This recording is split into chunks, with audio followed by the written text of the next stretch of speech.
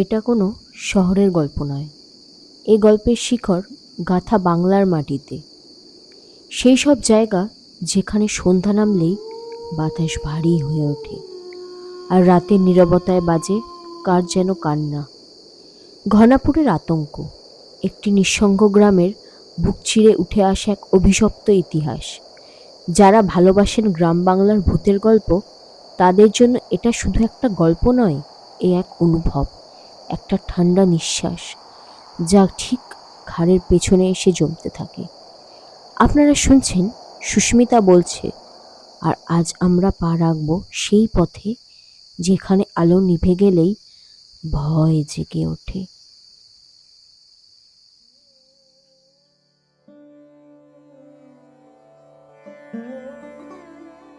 বাংলার দক্ষিণের কোণে এক বিস্তৃত প্রান্তরে আছে এক জনমানবহীন গ্রাম, ঘনাপুর।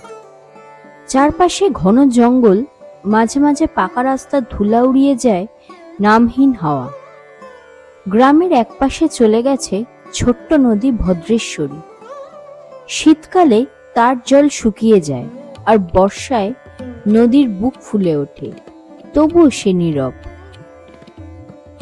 তার পাশ ঘেঁষেই দাঁড়িয়ে আছে একটি বিশাল ভগ্নপ্রায় প্রাসাদ, লোকমুখে যাকে ডাকা হয় বড় বাড়ি বলে।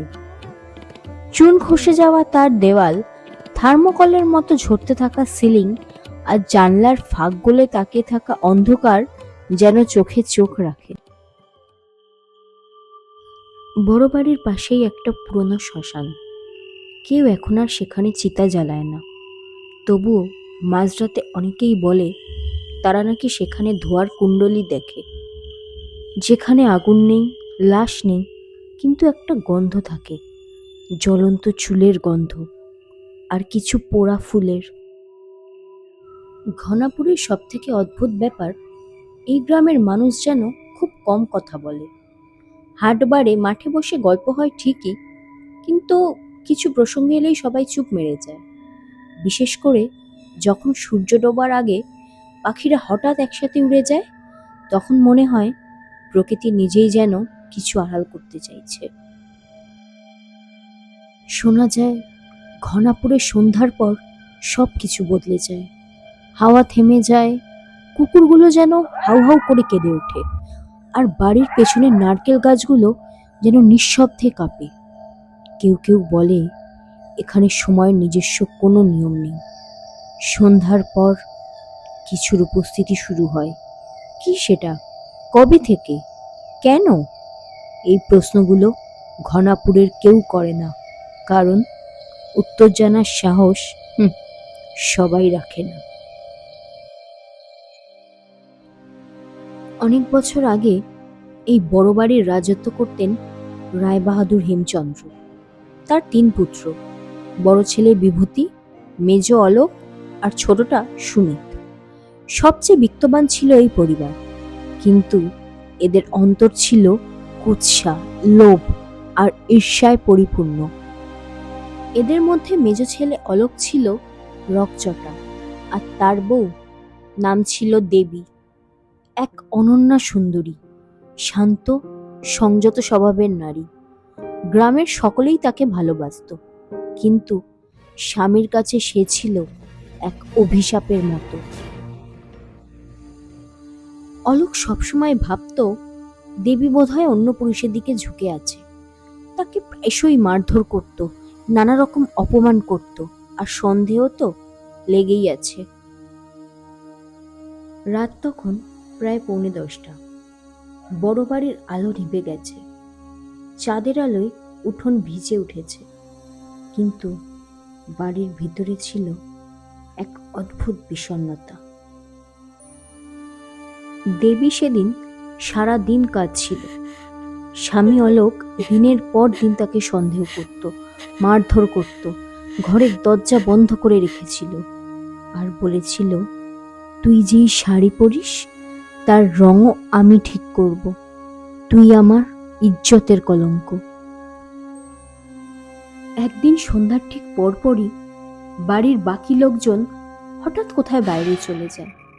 তাদের অনুপস্থিতির সুযোগ নিয়েই অলোক তার ঘরে ফিরে আসে। সেই রাতে কেউ জানতো না যে বড় বাড়ির ভেতরে কি নারকীয় লীলা চলছিল। লোকমুখে শোনা যায় সেই রাতে অলোক প্রচণ্ড রাগে দেবীকে চেপে ধরে। তর্ক শুরু হয়, চিৎকার, তারপর একটা বিকট শব্দ, একটা থাপ্পড়। তারপর কি হয়েছিল কেউ নিশ্চিন্তভাবে বলতে পারে না, কিন্তু দেবীর গলা থেকে সেদিন আর কোনো শব্দ বের হয়নি। রাতের মধ্যভাগে বাড়ির পেছনের পুকুর ঘাটে একজন পরিচারিকা দেখতে পায় পুকুরের ধারে পড়ে আছে দেবীর নিথর দেহ। সাদা শাড়িতে ভেজা শরীর, ঠোঁটের কোণে রক্ত, ঘাড়ে আঙুলের দাগ, আর চোখে এক স্থির অভিমান। কেউ বলল আত্মহত্যা, কেউ বলল শ্বাসরোধ করে মেরে ফেলা হয়েছে। কিন্তু গ্রামের পুরনো মেদিনী দিদা বলেছিলেন, মরার আগে দেবীর চোখ ছিল খোলা, আর সে চোখে যে অভিশাপ ছিল তা কোনো মানুষ সইতে পারবে না। ও মরেনি, ও অপেক্ষা করতেছে, প্রতিশোধের অপেক্ষা। সেই থেকে শুরু। ঘনাপুরে প্রতিদিন সন্ধ্যার পর এক নারী কাঁদে, হেসে ওঠে, আর আর কেউ কেউ হারিয়ে যায়। দেবীর মৃত্যুর পর তৃতীয় রাতে বাড়ির পুরনো রান্নাঘর থেকে শোনা যায় অদ্ভুত শব্দ, বাসন নাড়াচাড়া, টুংটাং, তারপর নারীর গলার দীর্ঘশ্বাস। পরিচারিকা লক্ষ্মী দিদি বলেছিলেন, আমি আমার চোখে দেখেছি সাদা শাড়ি পরা এক মেয়ে পুকুর পাড়ে দাঁড়িয়ে, চুল ভেজা, দাঁড়িয়ে দাঁড়িয়ে কাঁদতেছিল। এরপরেই তিনি উন্মাদের মতো করতে লাগলেন। এক রাতে বড় ছেলে বিভূতি চিৎকার করে ওঠে, আমার আমার ঘাড়ে কেউ বসে আছে, আমাকে আমাকে ছেড়ে দাও। লোকজন দৌড়ে গিয়ে দেখে ঘরের মেঝেতে তার গলা কাটা মৃতদেহ। কোনো অস্ত্র খুঁজে পাওয়া যায়নি, কিন্তু দেয়ালে লেখা ছিল রক্ত দিয়ে একটি বাক্য, তোমরা সত্য জানো কিন্তু লুকিয়ে রেখেছ। তৃষা একজন কলেজ ছাত্রী, শহরের মেয়ে। একমাত্র দিদার অসুস্থতার কারণে ঘনাপুরে এসেছে। তার দিদার বাড়ি বলতে ছোট্ট একটা কুঁড়ে ঘর, সেখানেই কিছুদিন থেকে সে দিদার সেবা করবে।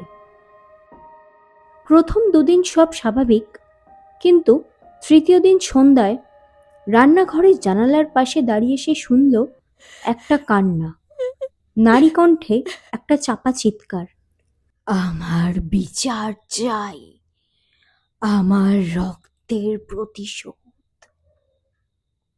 তৃষা ভয় পায়, কিন্তু কিছু বলতে পারে না। তৃষা দিদার পুরনো কাঠের বাক্স থেকে পায় একটি চিঠি, দেবীর লেখা চিঠি। সেখানে সে অনুরোধ করেছিল নিজের নির্দোষিতার প্রমাণ রাখতে, আর স্বামী অলোককে রক্ষা না করতে। তৃষা বুঝে যায় ঘটনার মূল লুকিয়ে আছে ওই অভিশপ্ত বড় বাড়িতেই। একদিন মাঝরাতে সে সেই ঘরে প্রবেশ করে। ঘরে ঢুকতেই বাতি নিভে যায়, পরিবেশটা থমথমে হয়ে ওঠে এবং শোনা যায় এক নারীর কণ্ঠ, তুই আমার কথা শুনেছিস, এখন তুই পারবি আমায় মুক্তি দিতে। বহু কাল ধরে এই বাড়িতেই কষ্ট পাচ্ছি। এই বলে তৃষার সামনে আবির্ভূত হয় দেবীর আত্মা। চোখ জ্বলছে, শরীর রক্তে ভেজা, সাদা শাড়িতে হাওয়া লেগে ফুঁসছে সে। সে বলে উঠল, আমার স্বামী, তার ভাই, সবাই মিথ্যে বলছে। সেই রাতে আমার স্বামী আমায় গলা টিপে হত্যা করে। এই সত্য তুই সবার সামনে প্রকাশ কর, নয়তো এই গ্রামে আর কাউকে জীবিত ছাড়বো না। তৃষা গ্রামবাসী ও পুলিশকে ডাকে, সব প্রমাণ দেয়। বড় বাড়ি ভেঙে ফেলা হয়। দেবীর হত্যাকাণ্ডে সরকারি তদন্ত শুরু হয়। শেষ রাতে তৃষা আবার পুকুর পাড়ে দাঁড়িয়ে দেবীর আত্মাকে দেখে, শান্ত মুখ, চোখে জল, আর তারপর সে মিলিয়ে যায় বাতাসে। ঘনাপুর এখন আর আগের মতো নেই, তবে লোকেরা বলে তৃষা যদি না আসতো তবে এই অভিশাপ হয়তো কোনোদিন কাটতো না।